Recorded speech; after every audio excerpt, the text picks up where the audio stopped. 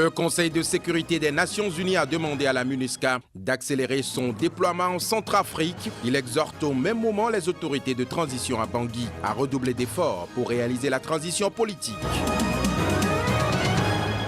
Un an après l'attentat du centre commercial de Westgate au Kenya, la vie reprend peu à peu à Nairobi où les cérémonies du premier anniversaire de ce massacre ont été lancées ce mardi.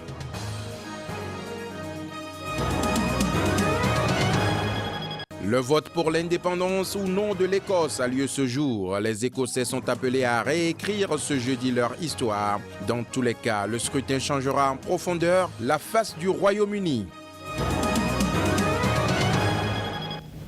Bonjour et bienvenue à cette édition de l'information sur Sika. Madame, Monsieur, nous démarrons ce journal par les informations sur le virus Ebola. Une équipe de chercheurs de l'université britannique d'Oxford a lancé ce mercredi l'essai clinique d'un vaccin contre le virus Ebola.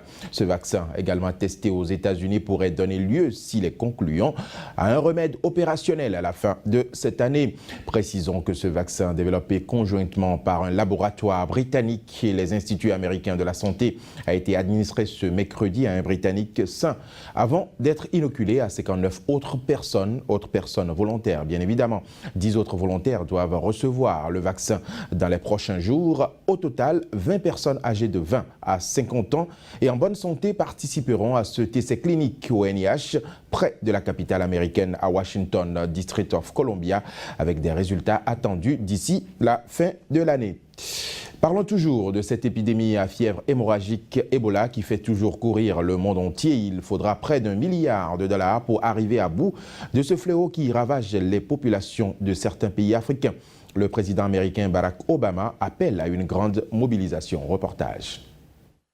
Près d'1 milliard de dollars sont nécessaires pour lutter contre Ebola en Afrique de l'Ouest. Le double des fonds demandés il y a moins d'un mois. Annonce faite mardi par l'ONU, tablant sur 20 000 cas d'ici fin 2014. Pendant ce temps, la capacité des 3 principaux pays affectés, la Guinée, le Libéria et la Sierra Leone, à répondre aux besoins essentiels de la population est sur le point de s'effondrer, a averti la responsable des opérations humanitaires des Nations Unies, Valérie Amos. Sur les 987,8 millions de dollars demandés par l'ONU, près de la moitié seront destinés au Libéria. L'ONU estime que 22 millions de personnes dans des régions où le virus a été signalé et ont besoin d'aide. Le président Barack Obama a appelé mardi à agir vite face au virus d'Ebola pour éviter que des centaines de milliers de personnes ne soient infectées par cette épidémie. Fléau que le docteur Kent Bromley, survivant d'Ebola, a qualifié d'incendie tout droit sorti des fosses de l'enfer. Today, thousands of people in West Africa are infected. Des milliers de personnes en Afrique de l'Ouest sont infectées. Et si l'épidémie n'est pas endiguée maintenant, des centaines de milliers de personnes pourraient être touchées, ce qui aurait des implications politiques, économiques et sécuritaires majeures pour nous tous. Le monde sait comment combattre ce virus. Ce n'est pas un mystère. Nous le connaissons d'un point de vue scientifique. Nous savons comment empêcher son expansion et comment soigner ceux qui sont infectés. Nous sommes conscients qu'en prenant des mesures appropriées, nous pouvons sauver des vies. Mais nous devons agir vite. À la demande du gouvernement du Libéria, nous allons établir un centre de commandement militaire dans le pays pour soutenir des efforts civils dans la région, comme ce que nous avions fait après le tremblement de terre en Haïti. To support civilian efforts across the region, similar to our response after the Haiti earthquake. As a survivor, it is not only my privilege. En tant que survivant, ce n'est pas seulement mon privilège, mais mon devoir de parler au nom du peuple d'Afrique de l'Ouest qui continue à subir les ravages de cette terrible maladie. Afin de contrôler cette épidémie et sauver les vies de milliers d'Africains et même si possible de nombreux Américains, nous avons besoin des unités de soins contre Ebola qui ont été promises, de plus de personnel soignant, d'un centre de commandement américain dans la région et tout ça immédiatement. Beaucoup de gens, y compris un des sénateurs aujourd'hui, comparent cette épidémie inédite du virus Ebola à un incendie échappant à tout contrôle. C'est en effet un incendie, mais un incendie tout droit sorti des fosses de l'enfer. Nous ne pouvons pas nous leurrer en pensant que l'immensité de l'océan Atlantique nous protégera des flammes de cet incendie. Nous devons plutôt agir rapidement et immédiatement pour honorer les promesses qui ont été faites et devons rester ouverts à des interventions médicales innovantes. C'est la seule façon d'éviter que des pays entiers soient réduits à un tas de cendres. This is the only way to keep entire nations from being reduced to ashes.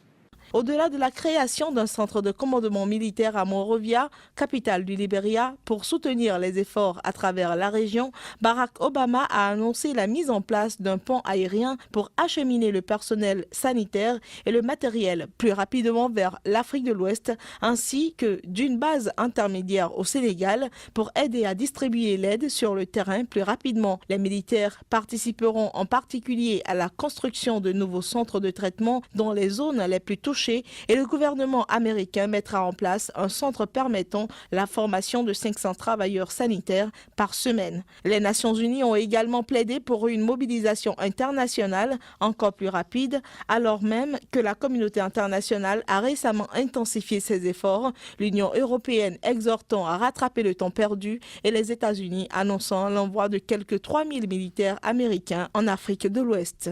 Une annonce accueillie avec espoir au Libéria, pays dont l'existence même est menacée par l'épidémie, selon ses dirigeants.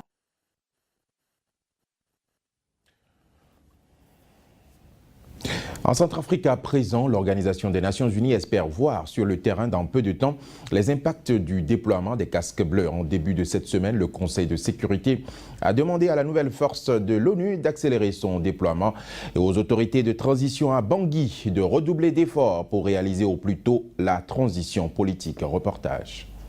Une ère de sérénité, de sécurité et de quiétude. C'est désormais la grande attente de la Centrafrique, de la force onusienne. Sollicité d'ailleurs pour une telle mission, les pays membres du Conseil de sécurité appellent la MINUSCA à accélérer son déploiement civil et militaire de façon à atteindre sa pleine capacité opérationnelle dès que possible. Du côté de la population, on ne demande pas mieux.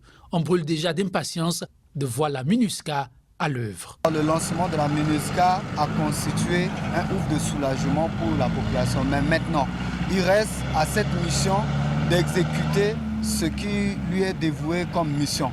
Puisqu'on a vécu avec la MINUSCA a fait un peu, la sécurité est revenue un peu à Bangui, tant à l'intérieur du pays, mais ce n'est pas encore ça.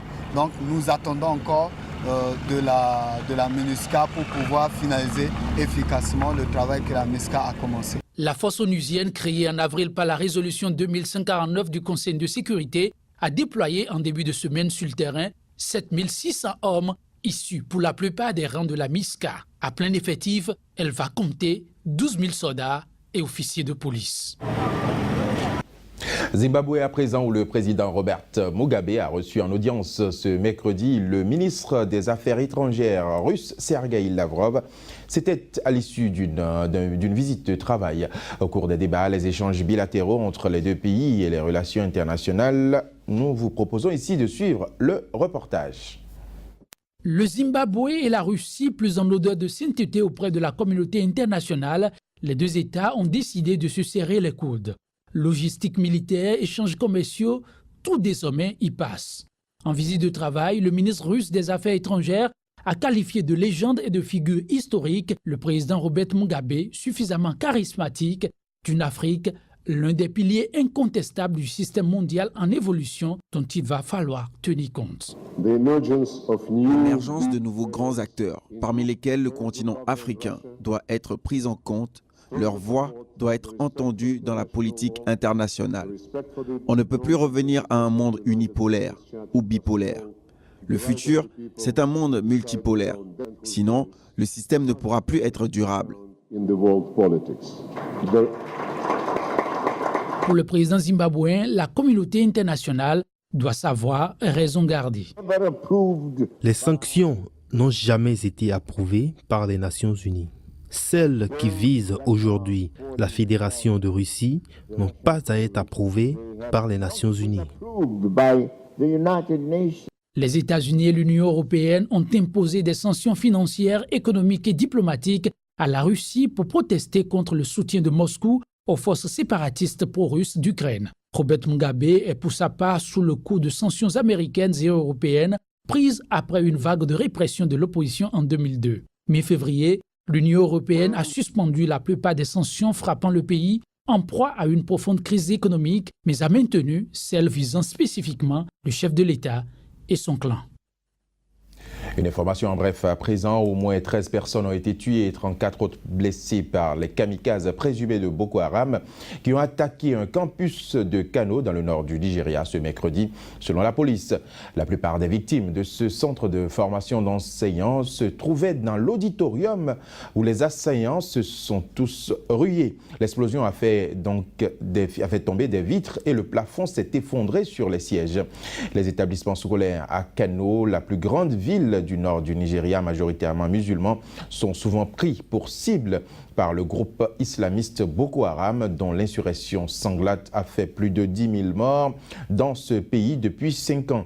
Précisons que ce groupe a progressé ces dernières semaines de façon fulgurante, surtout dans son fief du nord-est, s'emparant des villes et des villages des États de Borno, de Yobe et de Adamawa. Un an après l'attentat du centre commercial Westgate au Kenya, Nairobi a lancé ce mardi les cérémonies commémoratives du premier anniversaire. Cette attaque avait été perpétrée par un commando islamiste de 4 hommes qui avait tenu tête durant 4 jours aux forces kenyanes de sécurité et tué 67 personnes. Cet attentat du centre commercial de Westgate au Kenya a non seulement détruit la vie de nombreuses personnes, mais a frappé de plein fouet une économie déjà fragilisée depuis quelques années par une série d'attaques. Reportage. Ce premier anniversaire du massacre du centre commercial Westgate de Nairobi sera commémoré par des prières organisées par les autorités kenyanes. Attaqués par un commando islamiste de 4 hommes qui ont provoqué 67 morts, la vie économique kenyane reprend peu à peu. En termes de sécurité, beaucoup de choses se sont passées au Kenya depuis les attaques de Westgate. Je suis sûr que tout le monde se méfie, tout le monde est prudent, tout le monde cherche à se protéger. Mais une attaque terroriste, je vous dis, ça peut avoir lieu n'importe où. Ce qui s'est passé à Westgate, ce n'est pas un attentat vraiment préparé. Mais ils ont juste trouvé un endroit, une opportunité où cela pouvait avoir lieu. Ils ont tué près de 80 personnes ce jour-là. Il y avait également 3 employés de Nakumat. Mais après cet attentat, les gens sont passés à autre chose. Les Kenyans ont accepté qu'ils ne vont pas être intimidés, qu'il faut continuer de vivre. Les affaires ont été lentes à reprendre pendant 2 ou 3 mois. Tout le monde évitait les centres commerciaux et les lieux publics. Mais aujourd'hui, les Kenyans sont revenus à la normale. Nous avons accepté et sommes passés à autre chose. Nous ne serons pas intimidés. Nous devons être juste prudents. Cette triste histoire se déroulait il y a de cela 1 an. Vers midi ce samedi 21 septembre, 4 hommes armés de grenades et de fusils d'assaut AK-47 font irruption dans le centre commercial bondé comme tous les week-ends de Kenya et d'expatriés venus faire leurs courses. Le commando islamiste lié aux insurgés somaliens Shebab investit tous les étages des bâtiments, commence à abattre indifféremment hommes, femmes et enfants. Très vite, une partie de cache-cache s'installe, avec les islamistes aidés par la configuration du bâtiment. Une myriade de magasins et de restaurants répartis sur 4 étages, dans les galeries donnant sur un grand hall central ouvert. Il a fallu 4 jours et plusieurs assauts des forces de sécurité kenyanes pour venir à bout du commando. Rapidement, ce 21 septembre 2013, les Shebab affiliés à Al-Qaïda ont revendiqué l'opération, disant agir en représailles à l'offensive militaire kenyane lancée contre eux dans le sud somalien 2 ans plus tôt. Dans les affrontements, une partie du bâtiment fragilisé par les incendies s'est effondrée. Il a fallu des semaines pour dégager les lieux, récupérer les morceaux de corps des victimes et des assaillants éparpillés sous les gravats. Selon les enquêteurs et les médecins légistes, les assaillants ont tous péri dans les affrontements. Depuis l'attaque, s'est ouvert le procès de 4 autres hommes accusés d'avoir aidé le commando à préparer l'opération. Débuté en janvier, ce procès a plusieurs fois été ajourné, mais doit reprendre le 23 septembre prochain. Les Écossais sont appelés aux urnes ce jeudi dans le cadre du référendum pour l'indépendance de leur pays. La victoire du oui se traduira par une indépendance pleine et entière, celle du non par une autonomie accrue. Dans tous les cas, le scrutin changera en profondeur la face du Royaume-Uni. Reportage. Il y a seulement quelques semaines, ce yes semblait pure utopie. Que l'Écosse, partie intégrante du Royaume-Uni depuis 300 ans, puisse se séparer de l'Angleterre paraissait impensable. Et pourtant, les derniers sondages mettent les 2 camps au coude à coude. Alors chacun redouble d'efforts pour convaincre les 10 à 15% d'électeurs encore indécis. Notre confiance n'est pas basée sur un sondage, un expert, elle est basée sur ce que nous voyons en Écosse, sur le fait que nous savons que la dynamique est avec nous jusqu'à jeudi.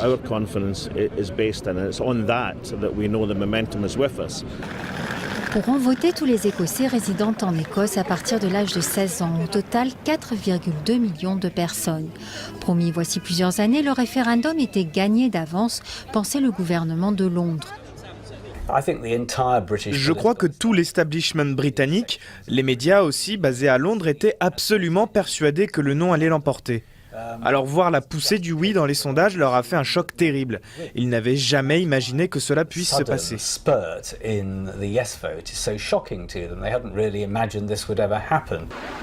Petit à petit, Alex Salmond est parvenu à faire passer son message. L'Écosse a du pétrole, du whisky, le tourisme, elle peut s'en sortir seule.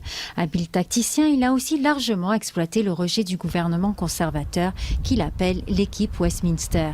David Cameron n'a qu'un seul député en Écosse, un bastion travailliste. Il comptait même ne pas y mettre les pieds du tout avant le vote. Les sondages l'ont obligé à changer de stratégie. Par 2 fois, il est allé plaider la cause de Londres cette semaine, mais toujours entre 4 murs, de peur d'être mal reçu dans les rues.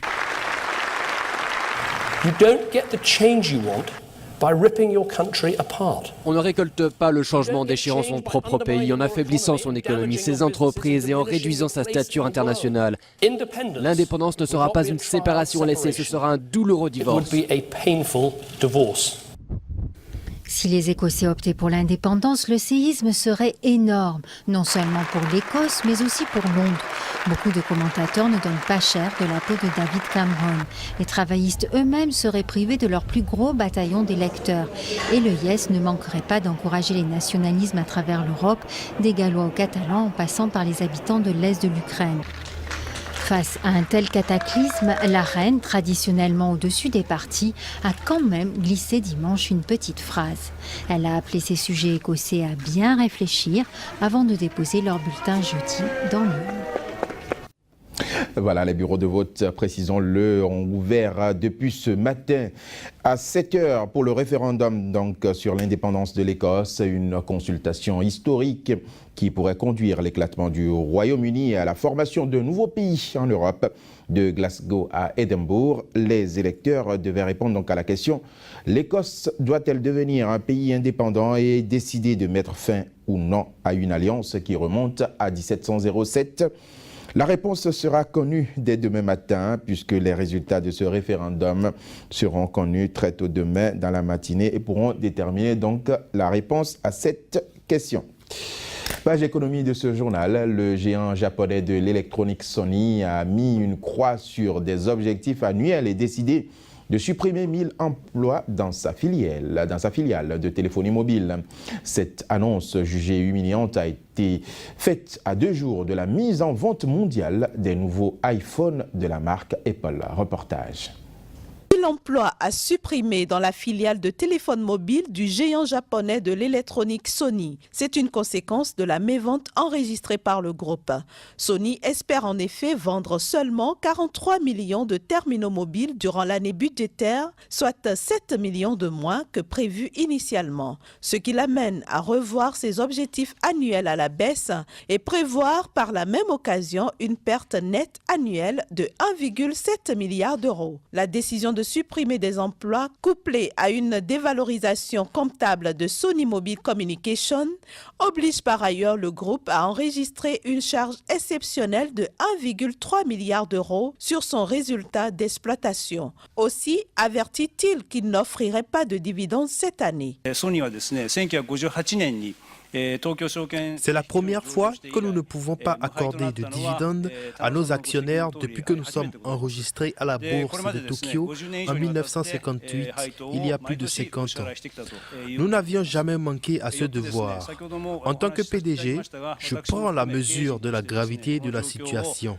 Pour autant, le PDG de Sony ne compte pas baisser les bras. Le groupe envisage déjà de renouer durablement avec les profits. L'environnement concurrentiel du marché des mobiles a été bouleversé. Les changements sont violents dans ce secteur et les pertes peuvent être lourdes. Nous allons modifier notre stratégie pour amortir ces chocs. En attendant, les restructurations en cours se poursuivent et devraient être terminées cette année. Le prochain exercice d'avril 2015 à mars 2016 pourrait donc être calme chez Sony. Voilà, madame, monsieur, ce serait tout pour cette édition que je vous remercie d'avoir suivi. Mais avant de partir, je vous soumets cette pensée de Jesse Owens qui dit « Nous avons tous des rêves, mais pour les réaliser, il faut beaucoup de détermination, le dévouement, la discipline et l'effort. » C'est sur cette pensée de Jesse Owens, madame, monsieur, que je vous remercie une fois encore d'avoir suivi ce journal sur Sika. L'information est en continu sur www.sikatv.info et sur notre page Facebook Sika TV.